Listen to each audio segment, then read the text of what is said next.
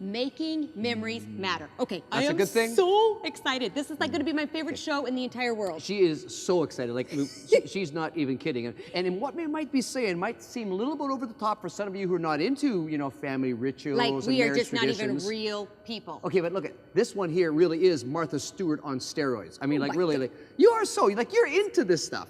I am so into making memories. I absolutely love it. Well, So why are they so important though?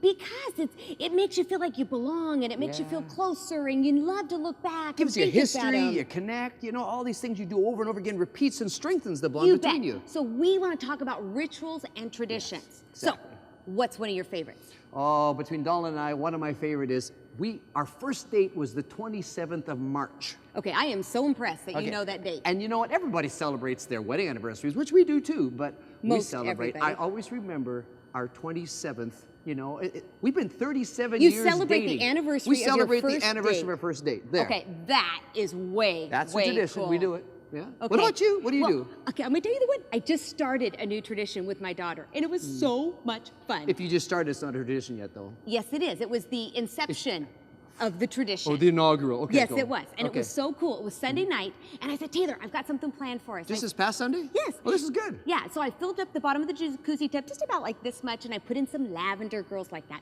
And then I lit all the candles, and I called her in, and this is gonna sound There's like, a teenager comes in, she sees all the lit candles, and what's she saying? well, I'm not gonna say what she was saying. But Mom. I know, exactly. But we sat around the tub, and we just talked. We Yeah. just talked girl talk, and it was the best time. It was so much fun. But you know, it doesn't have to be that complicated. It could be just like with me and my boys, we would watch sports at night and just have a bowl of cereal. And it was just a cool time over and over again. But you remember those times, and you look forward to them. Now, this could be the most helpful, practical show you've ever seen. Because if you want to get a stronger marriage built on healthy family and marriage traditions, stay with us here on Marriage Uncensored.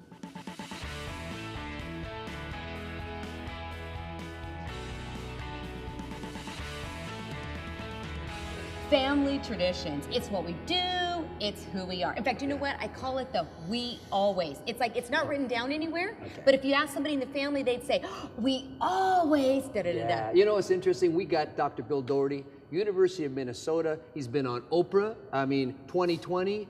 The guy is a writer, an author, a communicator, speaks all over the place. This guy is the man on family, and we he's got him talking here. to us. He's here on the show. Here I am. There you go. Big enough build up. Hey, I love you, wow, man. Okay, okay. Do it again. Okay, I can do it again. All right. Well, listen, let's get started here. What's the difference between a ritual and a tradition? Well, a ritual is something that you do over and over that has meaning. Everyone knows what they're doing with it, so it's not just spontaneous. And I think of a tradition as rituals that go down over year after year, maybe even generation after generation. Okay, but so the rituals are far simpler, aren't they? Kind of a little bit more daily things? Yeah, yeah. Or it could be a ritual just you do something once a year, you go on a vacation. But at some point, it happens often enough that it's a tradition and you better keep doing it. Yeah. I see. It becomes takes a on rule. A new meaning. That's it's right. a new meaning. The That's ritual right. grows up to become a tradition. That's right. And when people marry in, they know not to mess with that. Don't mess with the Okay, tradition. and you know what? There's people out there who say, we don't really have rituals or traditions. Okay, if you've been married and it's your first Christmas together, all of a sudden, you come from rituals and traditions because you are not about to change. Because you're fighting. Where are you going? Yeah, right? exactly. Over the way you do things. Well, my wife and I, our first marriage, our first year of our marriage, the Christmas tree decoration, I learned that I came from a family of tinsel throwers, and she comes from a family of tinsel placers. Because I got up on a ladder and was about to hurl a handful of tinsel, and she That said, is a "What are you nightmare." doing?" Yes. And that's when we had our first big fight about Christmas. About Christmas traditions. Right. I can understand that. Right. Yeah, right. you could. I could. you Tinsel's could, 'cause it has to be important. just so in Christie's house.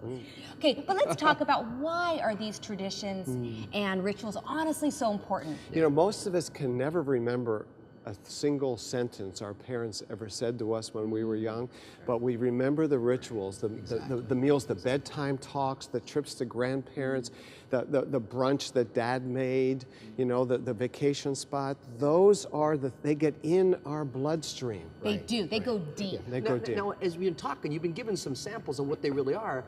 they don't really have to cost us a lot, do they? No, no, no. Most of family rituals don't.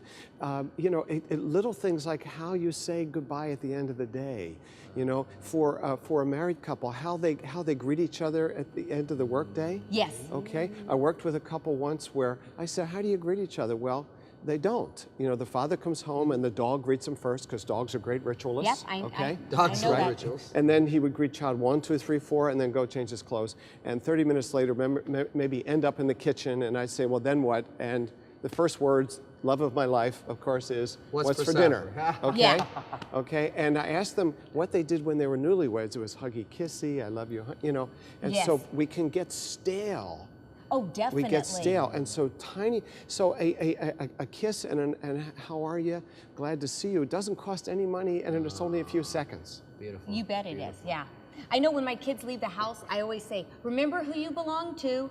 And that's a no big deal thing, but Yes. it's something that now they Yes. almost hesitate at the door. They're waiting to Yes. hear it before Yes. they go. And when they grow up and fall in love and have their own kids, they will remember that. They may not say exactly that, Yeah. but they will tell that as a story. That's right. You know, that's what mom did. Yeah, but you know, speaking of what mom did, I mean, sometimes we think that rituals, traditions, is kind of like a girl thing. Is there traditions or rituals that are kind of men? Like, is it for men too? Oh, of course. It's, you know, one ritual I had with my daughter when she was, you know, when she didn't want to do bedtime talks anymore. Yeah. We went to a Dairy Queen once a week from age 13 till she left home at age 18. Oh, that is cool. And we always brought some ice cream home for her, you know, for her mother and her brother. But we just did that every week. And she wrote about that when she was in college, so I know that was important to her. That was a father-daughter connection. Good. It was, and you've done tons of things with the kids. I'm just thinking of Mark right now. I mean, Yeah. her husband Mark, he's a hunter. He takes all the kids on hunting trips every fall, Yeah. individually. And, I mean, and different ones, it's and cool. they really look forward Yeah, to that. and for us, I just constantly coach the kids in sports. You know, I coached hockey for 18 years, and just to be with the kids through the routines, through the rituals of getting up for the early morning practice, it's part of it. And you have that bonding because of the frequency of doing it over and over and over again. And it's interesting because they have done studies, and the strongest families are families who have the most rituals and traditions. It's beautiful. And the most important of those rituals, according to the research, is a family meal. Family dinners are the most important activity that parents do with their kids. Why is it so important to eat together? It's where you have the family culture created because everyone's together doing something, having conversation. Young kids actually improve their vocabulary because Really? they're around Yeah. conversations They're that are a listening to little bit above their head sometimes. That makes sense. Whereas one-to-one conversations, you try to adapt it to your individual child. Right. It's a chance for bonding.